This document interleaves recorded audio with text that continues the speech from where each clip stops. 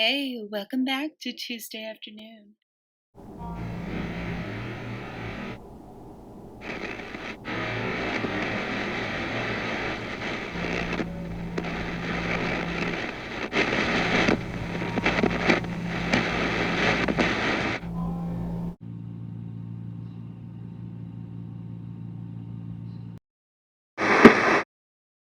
Hi everybody, it's Tuesday and welcome back. And today we're going to be making CatNap from Poppy Playtime Chapter 3.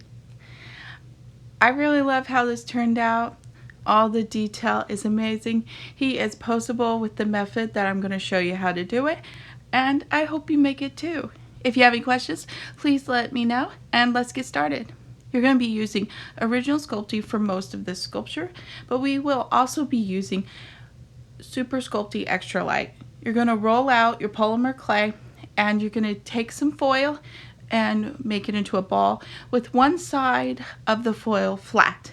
The round portion will be the back of the head. Next, apply original Sculpey to the flat upper front of the head. The amount of clay should be equal to the depth you want the eyes to be.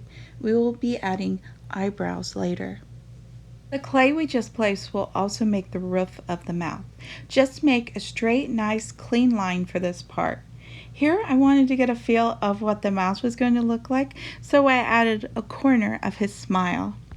Next, we're going to roll out some polymer clay to make his eyebrows. This will be applied above the eye. Pay attention to the character model when modeling the eyebrow area. It is always a good idea to have a picture of CatNap near you while you are sculpting. I recommend looking up some YouTube videos that show the character model. When working on the inside of the eye, you want to make sure that it looks like the outside facade of CatNap is separate from his inner self. Make it look like he's almost wearing a mask. You want a nice clean edge. Here I am applying the other part of the corner of his mouth, and I'm just going to clean it up with this tool. There you go. I really feel that experiment 1188 is starting to take shape. We are now moving on to the jawline. It is important to notice how the jawline swoops forward from the profile perspective. We're going to add on polymer clay here to make the bottom of the jaw and the sides of the mouth. It might be easier for you just to get the general shape first and then smooth it out. This can be a very difficult part for beginner sculptors. Learning to take what you see and translate it into a physical form. After you get the shape worked out, you're going to want to add some clay to where the nose is going to go. Pay attention to the side profile and how far the clay should extend out. Adjust the clay as needed, and then you're going to want to clean up all the edges of the face. Again, I'm going to focus on trying to make the outside of the face look like a mask. I'm going to clean those edges up. If you notice on the character model and CatNap in the game, there is a very clean edge to all the areas of the eye and the mouth. And we're just going to clean up those edges and make it look separate and very sharp, like it's a toy. This part of the sculpting process was so satisfying because that smile looked like the character in the game. Just try it, do it, and you can achieve it. Here I'm adding on the nose with just a small piece of polymer clay, and look at that profile. That's what you want to see. Next I'm going to roll out some polymer clay and we're going to make the ears, and just cut out one ear and then put it on the polymer clay again just so you have the same size. Ear placement is so important, so pay attention to the character model where the top of the ear connects to the head and where the bottom of it connects to the head. Easy ways to reference this is the jawline and the eye. I'm going to use tools to smooth the clay out onto the head. You don't have to use tools, you can just use your fingers if you want, but I figured it might be easier for you to see what I'm doing if I use tools. I'm going to add some more clay to the top part of the ear because that's what it was like on the character model. Don't forget to add the little nick in his ear. There's 2 of them, and I'm just going to use my X-Acto knife to achieve that look. Okay, well, this part of the process seems like it's done. Let's go ahead and add the hole to the back of the head, and I'm going to put it in the oven and just get it in there and make sure it stays safe. It was way too much work to take the chance. I'm just going to put it right in the oven. Here, after it's cooled, I measured the head to kind of get an idea of the size of the torso. We're just going to shape some aluminum foil into the shape of the torso, and then we're going to cover that with polymer clay. You're going to want to roll the clay out and just put a thin layer of polymer clay over it just so we can build up the details.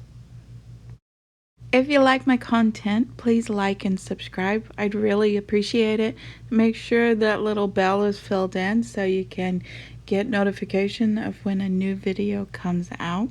Here you're just really going to have to focus on the character model and getting all those little crevices that are on the model sculpted onto your figure. It's just really important to focus on how many ribs you see, how much of the spine you see, how the depth of the ribs changes through the sculpture. If you see here, the back is arched up and we're trying to recreate that. And there was some areas where it arched up where the clay needed to bulge because that's what I saw in the character model. Here we're making the pelvis area, and I'm just going to try to recreate the shape that I saw on the character model. This is the spine, and I'm just going to use my finger and make the individual vertebrae. There are some areas where it sticks up, and we're going to go ahead and add those little details in. During this part of the process, I'm just trying to get the general shape of the torso figured out. You don't want to be putting in fine details and then realize that the shape isn't correct. A big part of this sculpture is actually the spinous area. These are the little areas that stick up on the vertebrae, and I would recommend just counting them and just paying attention to how they gradually get larger and then they just kind of descend back into the bottom portion of the torso. The torso is going to be the most difficult part of this sculpture, not only because it has so much detail, but also because it is an integral part of this sculpture. You can see his skeletal form, but also the overall arching of the back will achieve that kind of creepy catnap appearance. Here is another important area. It's where it actually dips in under the ribs, and that really adds a lot of detail to the sculpture. Here I'm just kind of making sure that it is shaped the same as the character model, and I'm really liking how it's turning out. I'm adding in the top portion of the shoulders, and this is another important area in the torso, and I'm adding a little bit of a dip here. This is where his legs are going to attach, and you want to pay attention to the front of the torso. This is where the head is going to attach and where the zipper area is going to be. I'm working on the underside where the ribs are very drawn. I noticed that.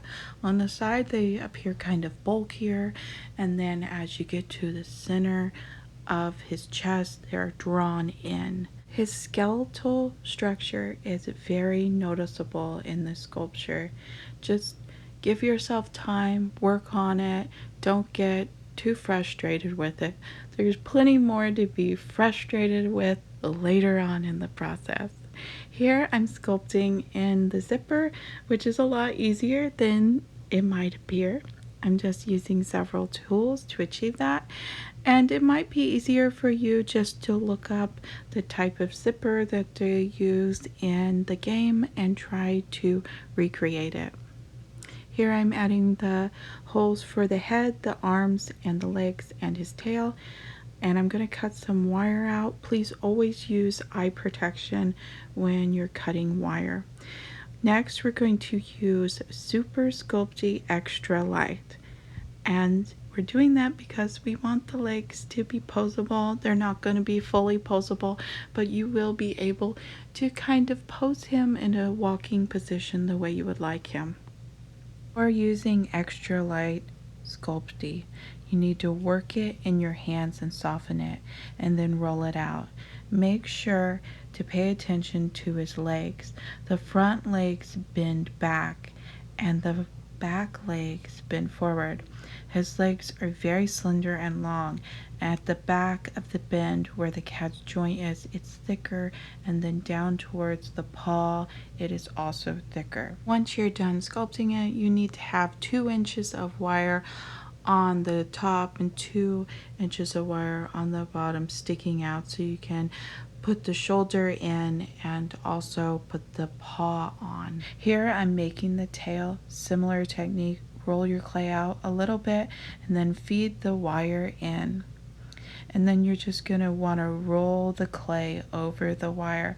It's very easy, but it can be kind of frustrating. Make sure there's about 2 inches of wire before baking sticking out so it can be pushed up into the torso. Go ahead and put the legs and tail in the oven. Just follow the directions on the back of the packaging. I went ahead and baked the torso, and now I'm ready to put the hair on. If you don't want hair on your sculpture, just skip this step. Roll out thin pieces of Polymer Clay, working in segments, stretching the clay and following the curves of the torso to make it appear more eerie and flash-like. I used a toothbrush and a needle tool to add the hair effect.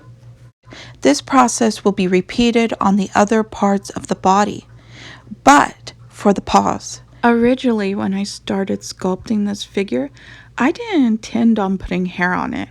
If I was going to put hair on it, I would have actually applied some mohair to the surface, but after I had baked the head, I really thought it needed that texture, and I'm so glad I used this method. It just fixed the character so well. I just love this almost withered look when adding thin pieces of polymer clay and adding the texture. It adds to the spookiness. It just reminds me so much of that feeling of the character in the game. It looks almost alive. It's very eerie. When working on the hair on the legs, we will need to mix 1 part original Sculpey with 2 parts Ultralight Sculpey. We want to keep the pliability of the legs, but also want the clay to stick to the surface of the baked clay. If you only use Ultra Sculpey, it won't stick to the baked figure. It is important to use the correct ratio, as the original Sculpey used will make it prone to breaking or not be posable. If you want the figure that is just stationary, just use the original Sculpey. If you have any questions, please feel free to ask. There are also a lot of knowledgeable people in the comment section, and if I don't see your message, most likely they will answer it. Let me know what you would like to see next. With Ultralight Sculpey, it's prone to taking little dents and dings, and any amount of pressure you apply to it, it's going to show it. So it's important to bake it first before you start putting any detail work onto the figure, such as the legs or the tail area of the sculpture. When you're all done sculpting the tail, I just recommend setting it aside, and we're going to start working on the legs of the character. As you can see, the legs are very posable at this time. If you don't want to add hair, you don't have to, but it's a nice little touch. If the clay does not stick to the already baked leg, go ahead and add a small amount of original polymer clay, original Sculpey, into the mixture. Here you can see it's been baked, and we're going to start working on the paws. Very easy to do. I just went ahead and took a little bit of original Sculpey and pushed it into the leg that we're working on, and that will get the pattern and fit it perfectly. Just add little balls of clay for each segment of his little toes, and it's just that easy. The paws are very easy to make, and once you're all finished, you're going to want to add his little claws on. Probably the easiest part of this figure, and one of the most satisfying for me, was making the paws. I just really love how they looked when I finished sculpting them, and they even looked better when I painted them. If you didn't get quite the detail you wanted near the base of the paw, you can go ahead and add the detail in again, or when you paint it, we're just going to fake it kind of in, and then it'll make it look like that it's a risen area when there really isn't one. So there's a lot of ways to fix what you've done by mistake with other techniques. I went ahead and sculpted his little charm. Go ahead and put that in the oven, let it cool down, and then we can assemble it. I'm just gonna use some hot glue to glue on the legs to the paws. Go ahead, if you need to, trim any of that extra wire off. Always wear protective glasses when you are using wire, and just glue everything into place. And it really looks good at this point, and I'm very excited. That one piece of wire that I twisted together is where it fits into the neck, and this is twisted because I want it to be able to hold the weight of the head, and it worked perfectly. I'm going to put in some stuffing into the exposed part of the wire because we want to create that effect of that neck, but we also want it posable. So now his neck can be posed, and it also looks like the character model. I'm going to cover that in some cotton material. You can use a t-shirt, just don't use a t-shirt you ever plan on using again. And then after that's done, we're going to glue the tail into place. Look how nicely that poses. We're going to do the same thing on the legs. We want to add some mobility to it, but we don't want people to know that there is an actual joint there. Once you get the cloth glued in, we're going to take a little bit of stuffing and put it in there to kind of bulk it out a little bit and make that effect of it actually being part of his body. After we get the cloth glued into place, go ahead and cut off any extra material. When we paint this, it's going to hide any kind of seam work. I also recommend, if you plan on making it where it's stationary, use some paper clay and cover those joints up. If you're not going to do that and you want it post, go ahead and use some hot glue and just kind of add it like it's hair, and we're going to paint over that. We're going to do one layer of violet, or you can use purple, but the thing about purple paint is it looks lighter when you apply it, and once it dries, it darkens.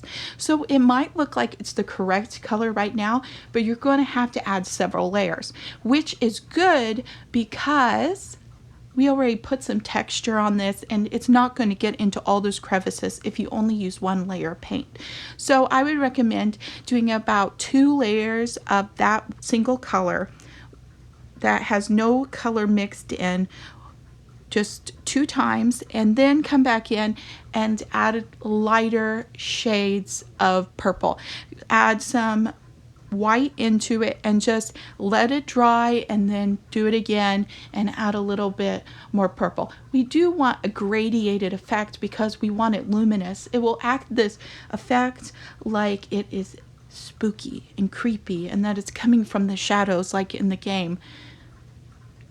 I went ahead and added a little bit of pastel, chalk pastel at this point.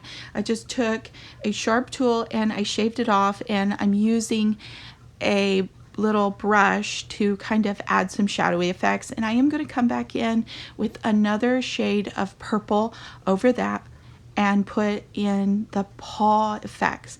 This is where I said you could come in and paint those individual segments and make them look a little bit rounded. Pretty much on the paws, you want to add the lighter area to the risen areas. If it didn't have risen areas, you forgot to sculpt those, go ahead and just add them like they're really there. See right here how I'm doing it? That's how you need to do it if you do not have those risen areas. Even though this sculpture does have it, it will add that effect of it being there if you don't have it. And then leave the areas that curve down the darker shade of purple. Go ahead and paint the nails black. Go ahead, if you need to, if you didn't do it earlier, to paint the other areas that are black in. Here I'm adding another layer of the light purple. I pretty much got the coloring I wanted, so now I want to go in and add those parts that are more pronounced, that would appear like he is coming from the shadows, or you noticed him in the shadows, and it just gives you this very eerie effect, and I love it. I'm going to add it to the risen areas such as the ribs, his spine, his hips, anywhere where it is risen up. CatNap's eyes look so spooky at this point, but we're going to have to add a little bit of detail. I noticed in the character model that it did have some dark areas of the eye. Around the outside of the eye there was like a dark kind of gradiated area, and then on the very inside of the eye where the pupil is, there's also kind of a faded out dark area with some little lines in it. If you feel like there are too many lines when you're just adding a little bit of paint, go ahead and just rub it off with your finger. It does look very nice when you do that. So if you can't quite get the eyes the way you would like, you can tap on the eye after you paint it and kind of get a very similar effect to doing a lot of paint work.